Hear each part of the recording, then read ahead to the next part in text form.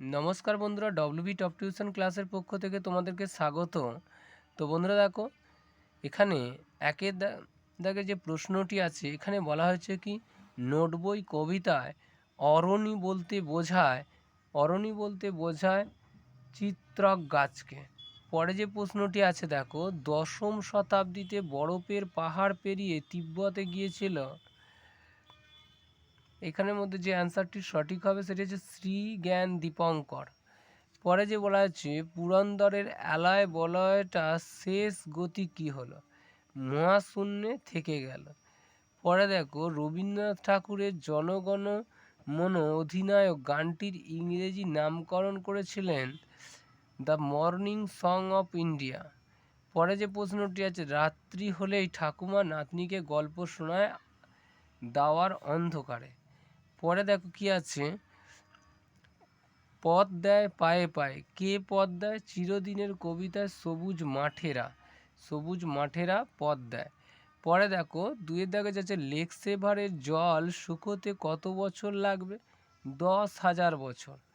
কোন প্রশ্নের উত্তরে কি এবং কোন প্রশ্নের উত্তরে ক দীর্ঘই কী হয়? যখন কোনো প্রশ্নের উত্তর হ্যাঁ বা না হবে তখন হবে কয় হস্যই কি, আর যখন কোনো প্রশ্নের উত্তর হ্যাঁ বা না ছাড়া অন্য কিছু হবে তখন হবে কয় দীর্ঘই কি। পরে দেওয়া প্রশ্নটি আছে, স্মৃতিচিহ্ন কবিতায় কারা মূঢ় সিংহাসন প্রতিষ্ঠা করতে সমর্থ হয়? তো দেখো, স্মৃতিচিহ্ন কবিতায় লোভী মানুষ দৃঢ় সিংহাসন প্রতিষ্ঠা করতে সমর্থ হয়। পরে দেখো কি আছে, পাঁচের যে প্রশ্নের উত্তেজনায় আমি টকবক করছি, বক্তার উত্তেজনার কারণ কি? তো দেখো বন্ধুরা, এই প্রশ্নের অ্যান্সারটা এখানে সমাধান করে দেওয়া আছে। তো দেখো, নজরুলের কণ্ঠে স্বদেশী গান শুনে বক্তা অর্থাৎ রামানন্দ চট্টোপাধ্যায় উত্তেজনায় টকবক হয়ে ফুটছিল। পরে যে প্রশ্নটি আছে দেখো, পরের প্রশ্নে বলা হয়েছে কোন গানের অনুপ্রেরণায় রবীন্দ্রনাথ আমার সোনার বাংলা গানটি রচনা করেছিলেন? তো এই প্রশ্নের অ্যান্সারটি দেখো এখান থেকে করবে, মাঝি মাল্লাদের কাছ থেকে আহরিত ও সরলা দেবীর সুরে অনুপ্রাণিত হয়ে রবীন্দ্রনাথ আমার সোনার বাংলা গানটি রচনা করেছিলেন। পরে যে প্রশ্নটি আছে দেখো,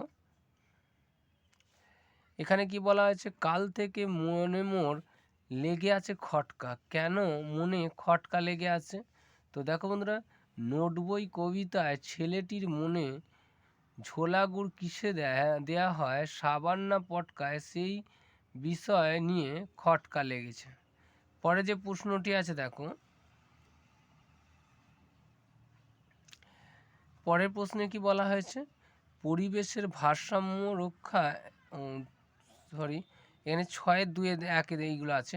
তো দেখো এইগুলো 6-1টা তোমাদের এক্ষেত্রে সমাধান করে দেওয়া হয়নি, 2-টা দেওয়া হয়েছে। সংজ্ঞা সহ উদাহরণ দাও, যোগরূঢ় শব্দ কাকে বলে, শব্দদ্বৈত ও ধনাত্মক শব্দ। তো এখানে একটা করে দেওয়া হয়েছে দেখো, যে শব্দের প্রচলিত অর্থের সঙ্গে ব্যুৎপত্তিগত অর্থের অর্থ বা সম্পর্ক থাকলেও অন্য অর্থগুলি থেকে এটি অর্থ বিশেষ হয়ে যায় তাকে যোগরূঢ় শব্দ বলে, যেমন পঙ্কজ, বাঁশি। শুধুমাত্র এখানে যোগরূঢ় শব্দটি করে দেওয়া হয়েছে। 6-2 যে শব্দদ্বৈত বা ধনাত্মক শব্দ, এগুলো আমরা আগেই সমাধান করে দিয়েছি। তোমরা প্রত্যেকটি সেট যদি দেখো সেখান থেকে অবশ্যই পেয়ে যাবে যে শব্দদ্বৈত ধনাত্মক শব্দ এগুলো কাকে বলা হয়। পরে যে প্রশ্নটি আছে দেখো, আমরা 8-এর সেটটা একটু দেখে নেব। 8-এর সেটে কি বলা হয়েছে, 8 নম্বর সেটে দেখো বলছে, কিশোর কুমার তবলা এর বলে ডুবে গিয়েছিল, অর্থাৎ কিশোর রামকুমার যিনি তবলার বলে ডুবে গিয়েছিল। পরে দেখো, দুন্দুবি হলো এক ধরনের রণবাদ্যের ঢাক।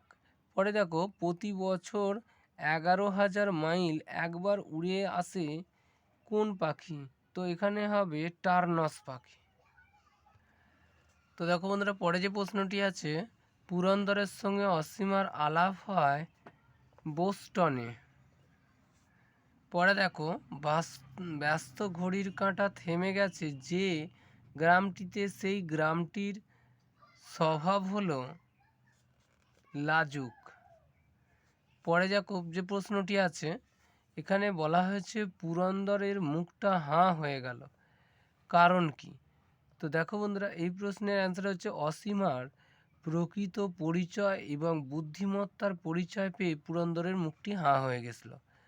দুয়ের যে প্রশ্নটি আছে, আমাদের নিজেদের শরীরের মধ্যে এক রকমের ভবগুড়ে সেল আছে, সেলটিকে ভবগুড়ে বলা হয়েছে কেন?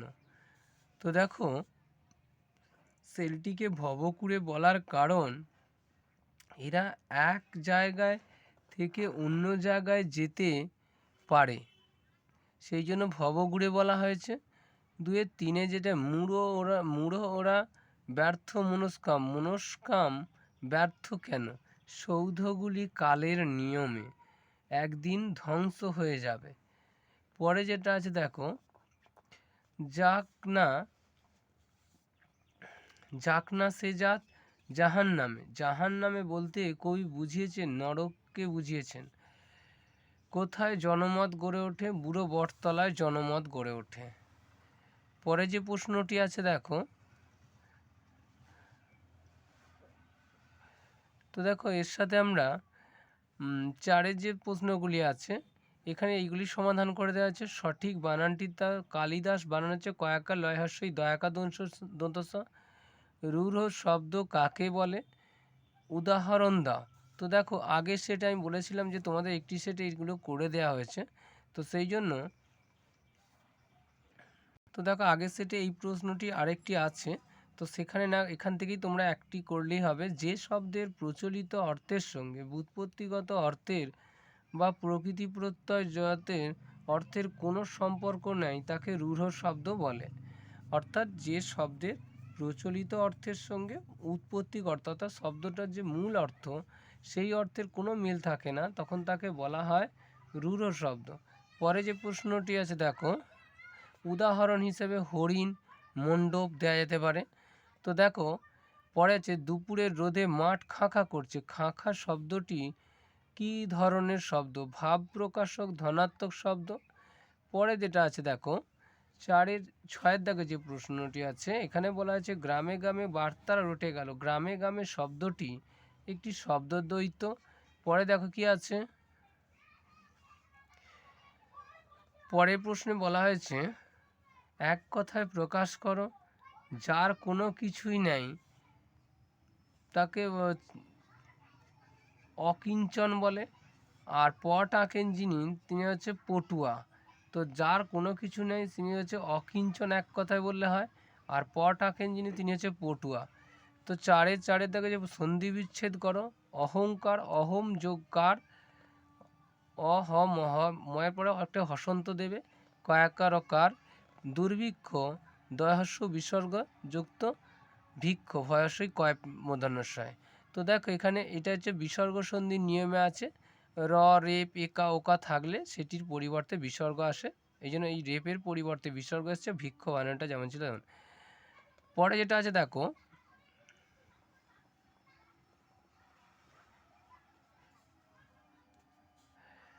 উপসর্গগুলো দিয়ে শব্দ গঠন করে বাক্যে প্রয়োগ করো।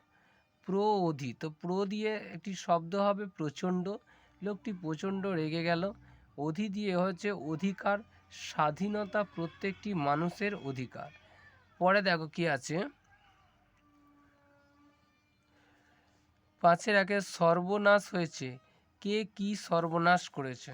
তো দেখো বন্ধুরা, এখানে হোটেলওয়ালাকে তার টিকিটের আধখানা রাখতে দিয়েছিল, হোটেলওয়ালা সেটা হারিয়ে ফেলেছে। পরে যেটা আছে দেখো, হোটেলওয়ালা জন্মদিনে সোনাটিয়া কি উপহার দিয়েছিল? তো দেখো, টিয়া পুটুলি খুলে মামনির নখ কাটার ছোট কাঁচিটা বের করে সেটি হোটেলওয়ালাকে জন্মদিনে উপহার দিয়েছিল। পরে যে প্রশ্নটি আছে দেখো, বেহারির আসল নাম কি?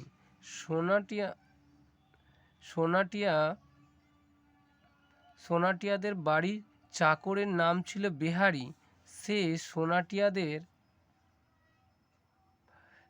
বাড়িতে বাসন মেজে দিত।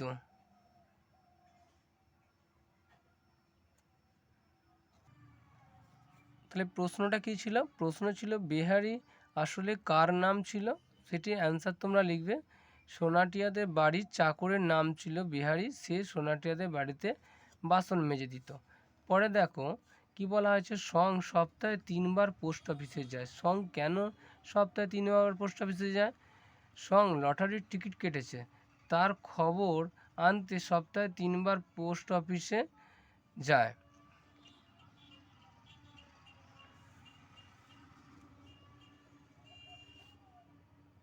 তো বন্ধুরা দেখো, আজ এই পর্যন্তই। পরের ক্লাস আমরা বাকি যে সেটগুলি আছে সেগুলি আমরা সমাধান করে দেব।